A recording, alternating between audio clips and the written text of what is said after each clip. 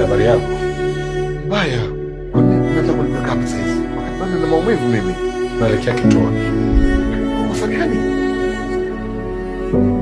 Unapokuwa hapa wewe hatuwezi kusema unakosa, lakini wewe ni mtuhumiwa. Mimi sio mtu wa kufanya kitu kama hicho. Mimi na heshima na hadhi yangu kijana. Mzee, maelezo mengine yote tutaenda kuyajua kituoni. My man's at the barber shop getting a haircut and a bath. Baba. That's my daughter.